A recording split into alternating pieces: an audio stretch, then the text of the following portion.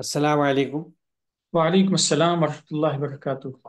آج کے سیشن کی شروعات ہم سورہ نساء کی آیت نمبر 66 یعنی 66 سے کریں گے۔ جی، چلے طارق صاحب بسم اللہ کریں۔ شکریہ۔ اعوذ باللہ من الشیطان الرجیم، بسم اللہ الرحمن الرحیم۔ ولو أنا كتبنا عليهم أن اقتلوا أنفسكم أو اخرجوا من دياركم ما فعلوه إلا قليل منهم ولو أنهم فعلوا ما يوعظون به لكان خيرا لهم وأشد تثبيتا۔ اور اگر ہم نے ان پر فرض کر دیا ہوتا کہ تم لوگ اپنے نفس کو قابو میں کرو اور اپنے گھروں سے نکلو، تو ان میں سے چند کے سوا کوئی نہیں نکلتا، اور جو بات انہیں سمجھائی جا رہی ہے اگر وہ اسے کر لیتے تو وہ ان کے لیے بہتر ہوتا اور زیادہ ثابت قدم رکھتا۔ یہاں پہ اس کو ہم یہ بھی کہہ سکتے ہیں کہ یہ کسی خاص سیاق میں بھی بات کہی جا رہی ہے، یا اس کو جنرلائز بھی کیا جا سکتا ہے کہ جو لوگ، جو اس سے پہلے کی آیت گزر چکی ہے اس سے اگر اس کو ہم مربوط کرتے ہیں، کہ جو لوگ اپنے آپ میں اللہ کے فیصلوں کو ماننے کے لیے آمادہ نہیں ہوتے ہیں اور ان فیصلوں کو اپنے اوپر امپلیمنٹ کرنے کے لیے تیار نہیں ہوتے، ان کا مزاج کیسا بن جاتا ہے۔ تو مزاج کی جو ساخت ہے وہ بھی آہستہ آہستہ تدریجی طور پہ بنتی ہے، کہ انسان جس طرف چلنا شروع کرتا ہے ویسا ہی اس کا مزاج بنتا چلا جاتا ہے۔ اب یہاں کہا جا رہا ہے کہ جو لوگ ایسا مزاج رکھتے ہیں ان کے ساتھ میں پریشانی یہ ہوتی ہے، ان کے نفسیاتی یا سائیکولوجیکل جو ان کی جو ایک ساخت بن جاتی ہے، کیونکہ ان سے کہا جائے کہ اپنے آپ کو کنٹرول میں رکھو۔ کنٹرول میں رکھنے کی بہت ساری شکلیں ہوتی ہیں، کہ جہاں پہ اعراض کرنے یا اوائڈ کرنے کا حکم دیا جائے وہاں پہ آدمی برانگیختہ ہو جائے اور فوراً آمادہ ہو جائے کہ نہیں بس کچھ کرنا ہے، غیر ضروری طور پہ ری ایکٹ کرنے کی کا مزاج اس کا بن جائے، یا جہاں پہ اس سے کہا جائے کہ یہ کچھ ڈوز ہیں وہاں پہ وہ ڈوز کو اپنانے کے بجائے ڈونٹس پہ لگ جائے، اور جہاں پہ ڈونٹ کی بات کہی جائے، نہ کرنے کی بات کہی جائے جس کو نہیں کہتے ہیں، وہاں پہ اس کے مخالف سمت میں چلا جائے، یا کچھ خاص حالات کے لیے کچھ گائیڈنس دی گئی ہیں کہ ان گائیڈنس پہ، ان ہدایات پہ عمل کرنا ہے، وہ اس پہ نہ چلے۔ تو یہ وہ صورتیں ہیں جہاں پہ انسان اپنے آپ پہ کنٹرول نہیں رکھتا ہے جیسا کہ اس کو حکم دیا گیا ہے۔ دوسری چیز یہ ہے کسی بھی خیر کے لیے اللہ کے راستے میں نکلنا۔ ایک اصطلاح ہے جسے قرآن نے بہت باقاعدگی کے ساتھ استعمال کیا ہے، فی سبیل اللہ، اللہ کی راہ میں۔ اب اخرجوا من دیارکم، اپنے گھروں سے تم نکلو۔ آدمی کیوں نکلتا ہے گھروں سے؟ حصول علم کے لیے نکلتا ہے۔ قرآن کی پہلی آیت جو نازل ہوئی اس میں پہلا لفظ تھا اقرا، حصول علم کے لیے نکلتا ہے، علم حاصل کرنے کے لیے نکلتا ہے، یا پھر اور دوسروں کی مدد کے لیے نکلتا ہے، یا کسی مظلوم کو ظلم کے چنگل سے نکالنے کے لیے نکلتا ہے۔ بہت ساری کیفیتیں ہیں جس میں انسان کو نکلنے کے لیے کہا جاتا ہے اور اس کو یہ حکم دیا جاتا ہے کہ تمہیں ایسا کرنا چاہیے۔ لیکن کیا ہوتا ہے؟ ما فعلوه الا قلیل منهم، یہ جو قبول کرنے کا مزاج ہے اس میں عمومیت نہیں ہے، خصوصیت ہے۔ اکثریت ایسے لوگوں کی بن جاتی ہے، ایسے گروپ میں سے جن کا پچھلے سیاق میں بات ہو چکی ہے، کہ وہ آمادہ نہیں ہوتے ہیں اچھائیوں کو قبول کرنے کے لیے اور اچھائیوں کے لیے پیش رفت کرنے کے لیے۔ تو بہت تھوڑے سے لوگ ہیں جو آگے بڑھتے ہیں اور پھر وہ قبول کرتے ہیں اور صحیح باتوں کو اپناتے ہیں۔ دیکھیے اس میں جو دوسرا حصہ ہے اس میں اس بات کی طرف بھی وضاحت ہے کہ اگر ایسا کر لیں گے تو اس کا فائدہ کیا ہوگا۔ وَلَوْ أَنَّهُمْ فَعَلُوا مَا يُوعَظُونَ بِهِ لَكَانَ خَيْرًا لَهُمْ، بہت ہی آسان الفاظ میں اس بات کی طرف اشارہ ہے، اگر ہم صحیح راہ پہ چلتے ہیں تو بہتر ہمارے حق میں خود ہوگا۔ قرآن نے اس بات کو بار بار کہا ہے، ہم بھی ریپیٹ اس لیے بھی کرتے ہیں کہ یاد اور ریپیٹیشن اپنے لیے بھی فائدہ مند ہے اور سننے والے کے لیے بھی ہے۔ لہا ما کسبت و علیہا مکتسبت، خود اپنے کمائی کا نتیجہ ملتا ہے، کہ مثبت ہے تو بھی، منفی ہے تو بھی، صحیح ہے یا غلط ہے، دونوں ہی صورتوں میں۔ پھر دوسری چیز یہ ہے کہ اگر صحیح راہ پہ چلنے کی کوشش انسان کرتا ہے تو مزید اس کے اس راہ پہ اس کے پیر جمتے چلے جاتے ہیں۔ کئی مرتبہ ہوتا ہے انسان شروع میں ریلکٹنٹ ہوتا ہے کہ ہم آگے بڑھیں، کیسے بڑھیں، کس طرح سے بڑھیں، کیا کریں، لیکن صحیح راہ پہ جب چل پڑتا ہے تو اس کے لیے راستے بہت ہی آسان ہو جاتے ہیں۔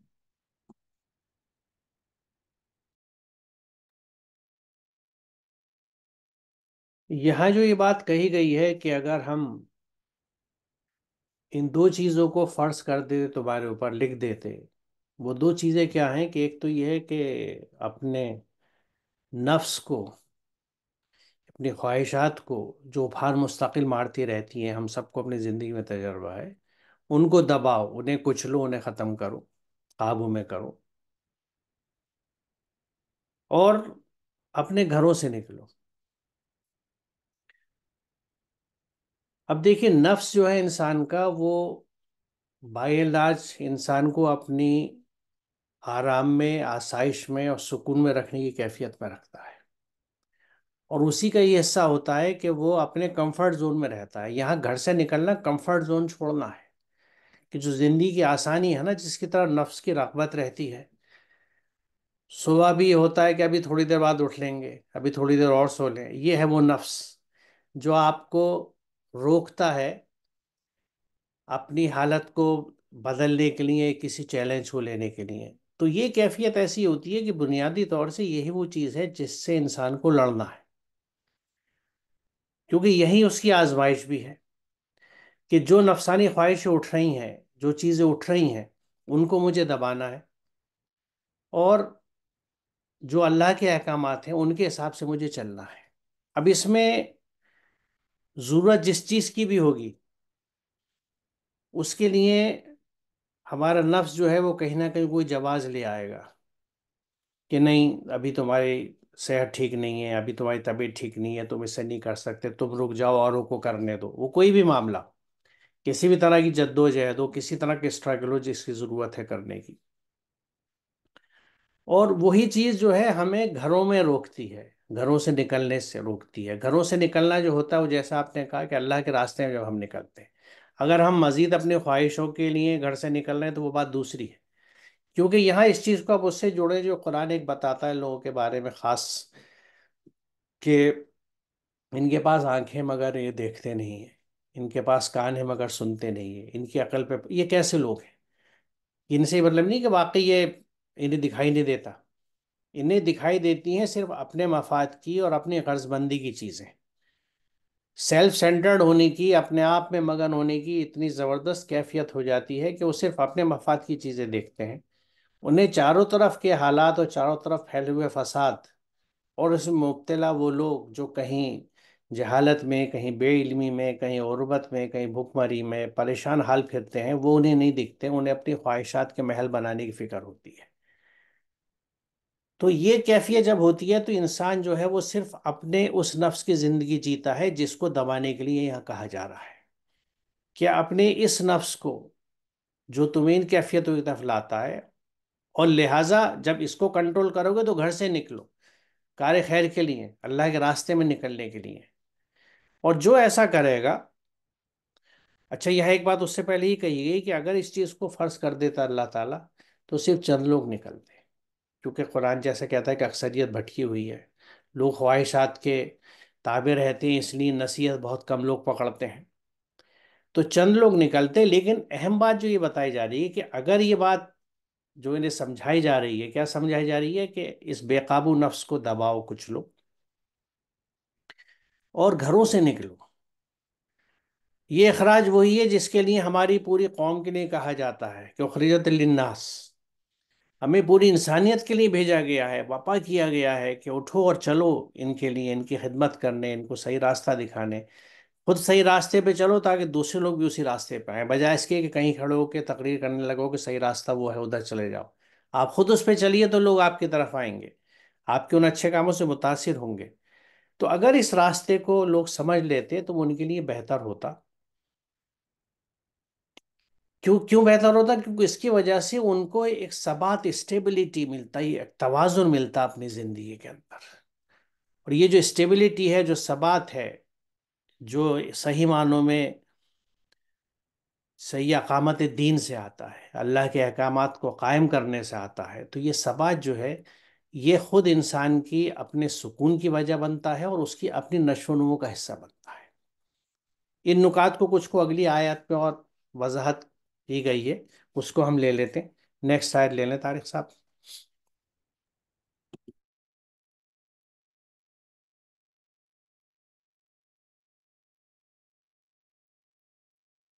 وَإِذٍ لَآتَيْنَاهُم مِّن لَّدُنَّا أَجْرًا عَظِيمًا، اور پھر ہم انہیں اپنے پاس سے بڑا اجر دیتے. اس کا بھی تعلق چونکہ پچھلی آیت سے ہی، کہ اگر انہوں نے ایسا کیا ہوتا تو اس کے نتائج کیا ہیں. نتائج میں دو نتیجے پہلے بتا دیے گئے ہیں. کہ پہلا نتیجہ خیر ان کے حق میں ہوتا، ثبات قدمی ان کو نصیب ہوتی، اور مزید یہ ہے کہ اللہ تعالیٰ اپنی طرف سے انہیں اجر بھی دیتا ہے۔ ان اللہ لا یضیع اجر المحسنین، یہ بڑا ایک کامن سے اسٹیٹمنٹ ہے قرآن مجید کا، کہ جو لوگ بھی احسان کرنے والے ہیں، اچھائیاں کرنے والے ہیں، ان کا اجر اللہ ضائع نہیں کرتا ہے، جو بھی نتیجہ ہے اس کو مل کے ہی رہے گا۔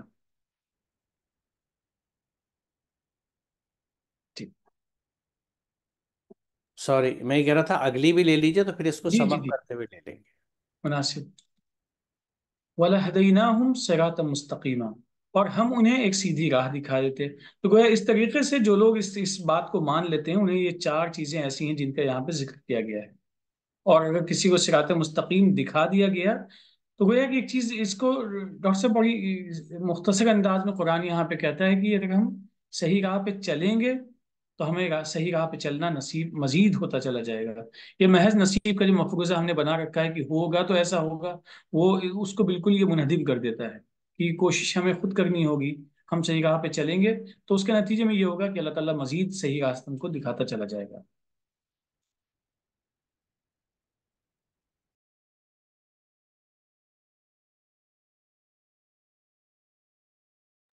انمیوٹ کر لیے۔ سوری، تو میں کہہ رہا تھا کہ یہ جیسا ابھی میں نے عرض کیا تھا کہ ان اگلی آیتوں کو بھی دیکھ لیں کہ یہ ایک سیکوینشل ترتیب ہمیں نظر آتی ہے۔ پہلے یہ بتایا گیا کہ آپ کو اپنے نفس کو کچلنا ہے جو ابھارتا ہے آپ کو اللہ کے احکامات سے بغاوت کی طرف، اور اپنے گھروں سے نکلنا ہے، کمفرٹ زون سے باہر آنا۔ یہ جو دیار ہے، یہ کمفرٹ زون ہم اسے آسانی سے کہہ سکتے ہیں کہ وہ سکون کی زندگی جس میں آدمی مست رہتا ہے اپنے بال بچوں میں، گھر میں، اپنی لائف میں، جسے کہتے ہیں نا ہیونگ اے گڈ ٹائم۔ اس ہیونگ اے گڈ ٹائم کی کیفیت سے باہر نکلنا ہے۔ کیوں نکلنا ہے؟ کہ دیکھو چاروں طرف کیا ہے، بہت لوگ ہیں جنہیں ضرورت ہے آپ کی خدمت کی، آپ کی محبت کی، آپ کے مال کی، ہر طرح کی جو چیز آپ کے پاس ہے اس میں ان کا حصہ ہے، اور قرآن یہ سمجھاتا ہے کہ پاس والوں کو سب چیزیں دینی ہیں۔ جب جو چیزیں ہمارے پاس ہیں ہم انہیں اپنے پاس رکھ کے اور اسی میں اپنی زندگی گزارنے لگتے ہیں اپنے اہل خانہ کے ساتھ، تو یہ گھر میں ٹکنے والی بات ہو جاتی ہے۔ یہ کمفرٹ زون میں آپ جیتے ہیں اور اس سے باہر نہیں نکلنا چاہتے، کیونکہ پھر آپ کو لگے گا یہ جو سکون کا وقت ہے، ایک اچھی زندگی گزر رہی ہے، اس میں ڈسٹربنس آ جائے گا، بھاگ دوڑ کرنی پڑے گی، محنت کرنی پڑے گی۔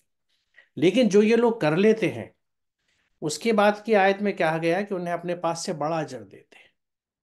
کیوں اجر دیتے؟ کیونکہ انہوں نے اپنے نفس سے لڑا، اپنے کمفرٹ زون سے باہر آئے اور جد و جہد کری۔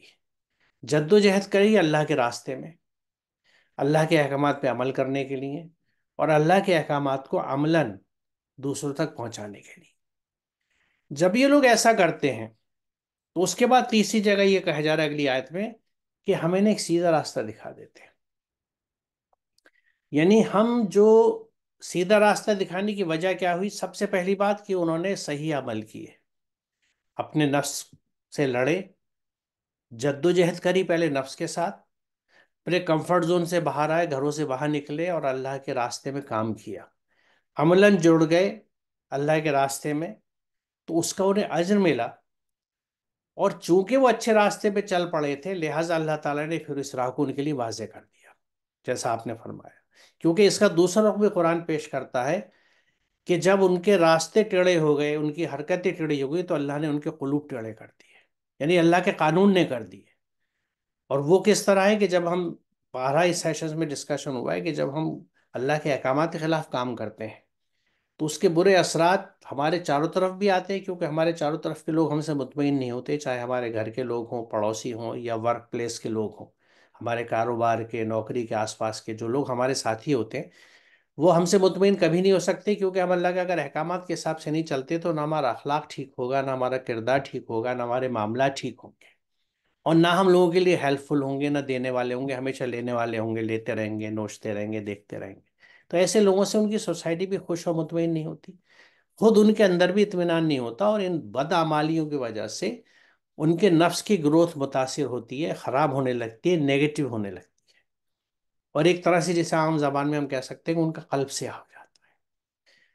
تو ایسے میں پھر وہ چلتے ہی ٹیڑھے راستوں پہ، کیونکہ اللہ کا قانون کیا ہے کہ آپ جس طرف جائیں گے اسی طرف پھر آپ چلتے چلے جائیں گے، کیونکہ اللہ تعالیٰ اگر خود کسی کو کہیں سے کہیں اٹھا دیتا تو پھر تو اس کا انصاف کہاں رہا؟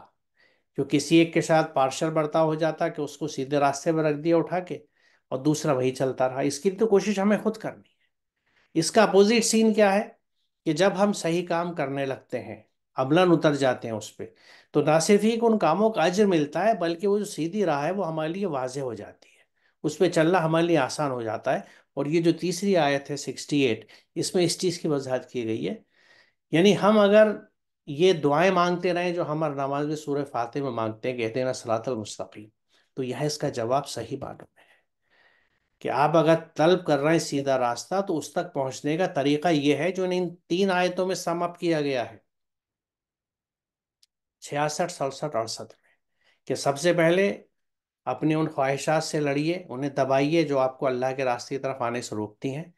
پھر اپنے اللہ کے راستے میں نکلیے، اپنے کمفرٹ زون سے باہر آئیے، اپنے گھروں سے نکلیے لوگوں کی خدمت کے لیے. جب آپ ایسا کریں گے تو آپ کو اجر بھی ملے گا، اور یہاں سے پھر آپ کو اس سیدھے راستے کی ہدایت ملے گی. وہ آسان ہو جائے گا آپ کے لیے چلنا، کیونکہ آپ آ چکے ہیں اس راستے کی.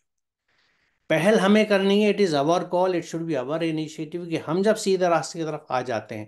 اور دیکھیں یہاں بات عمل کی ہے، ہم عملاً جب آ جاتے ہیں، صرف دعاؤں و تسبیحات سے کام نہیں چلتا کہ ہم اہدنا الصراط المستقیم کی تسبیح شروع کر دیں یا ہر نماز میں مانگیں اور دعا بھی مانگیں. دعا ہوتی ہے عمل کے بعد. اگر عمل نہیں اور محض دعا ہے تو کچھ نتیجہ نہیں نکلنے.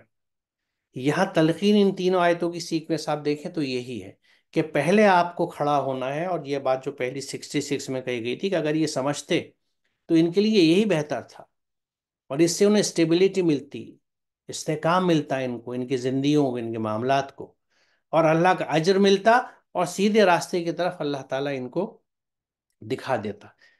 تو یہاں یہ ذہن میں رکھنے کی بات ہے کہ کوئی بھی چیز محض دعا مانگنے سے حل نہیں ہوتی، اس پہ عمل ضروری ہے، اور شرط بھی ہے کہ وہ عمل جو ہے وہ اللہ کے احکامات کے حساب سے ہو، منمانا عمل نہ ہو، یا کسی اور کا بتایا ہوا عمل نہ ہو. اتباع صرف اللہ کے احکامات کی ہے. تو اللہ کے حکم کے حساب سے جب ہم صحیح کاموں کو کرتے ہیں اور سیدھی راہ پکڑ لیتے ہیں، تو وہ سیدھی راہ اللہ تعالیٰ ہمارے لیے مزید واضح کر دیتا ہے. تو اس لیے یہ 3 آیتوں والی سیکوینس بڑی اہم ہے، کیونکہ یہ ایک دوسرے کو جوڑتی ہیں، اور ہمیں بھی آج کے زمانے میں ہر طرح کے معاملات کے لیے ایک راستہ دکھاتی ہیں کہ ہمیں سب سے پہلے انسانیت کی خدمت کے لیے باہر نکلنا ہے، جس شکل میں ہم کر سکیں جو ہماری صلاحیت ہو. اگر کسی نے مجھ کو علم سے نوازا ہے تو میں اللہ کے راستے میں اس علم کو پھیلانے کے لیے نکلوں. جن تک علم نہیں پہنچا ہے، جن کے ہاتھوں تک قلم نہیں پہنچے، میں کوشش کروں اپنا مال خرچ کر کے، اپنا وقت خرچ کر کے ان کے ہاتھوں میں قلم پکڑاؤں، ان کو کچھ سکھاؤں، اپنا علم ان سے شیئر کروں. مجھے اللہ نے مال دیا ہے تو میں اس مال کو لے کے چلوں اور ان لوگوں کی مدد کروں جو پھنسے ہوئے ہیں، چاہے گھریلو مسائل میں یا بے روزگاری میں، کسی بھی وجہ سے ان کی جائز ضرورتیں پوری کروں، ان کی منیمم بیئر منیمم جو نیڈس ہوتی ہیں، زندگی کا سامان جو ہے وہ ان تک پہنچاؤں، ان کی مدد کروں. یعنی جو کچھ میرے پاس ہے، کیونکہ جب ایتاء ذی القربیٰ قرآن کہتا ہے تو یہ نہیں کہتا کیا دو، پاس والے کو دو، کیا دو کہ جو تمہارے پاس ہے دو. اور کچھ نہیں ہے تو ایک میٹھا بول اور اچھا اخلاق تو ہے. آج کے زمانے میں سب لوگ اتنی ٹینشن اور پریشانی میں رہتے ہیں کہ کسی سے اگر آپ مسکرا کے بات کریں اور اس کی پریشانی کو تھوڑی دیر سن لیں تسلی کے ساتھ، اور اس کو کچھ تسلی تشفی دیں، تو یہ بھی ایک بڑی خدمت ہے آج کے زمانے میں. کیونکہ نہ لوگوں کے پاس وقت ہے، نہ خلوص اور ہمدردی ہے. آدمی اپنی بات دوسرے سے کہتے میں ڈرتا ہے کہ پتہ نہیں اس سے میں نے ایک بار شیئر کر دیا، اپنا دل ہلکا کر دیا، تو پتہ نہیں یہ کہاں کس سے کیا جا کے کہہ دے. کیونکہ ہم یہ بھول جاتے ہیں کہ یہ بھی ایک امانت داری ہوتی ہے.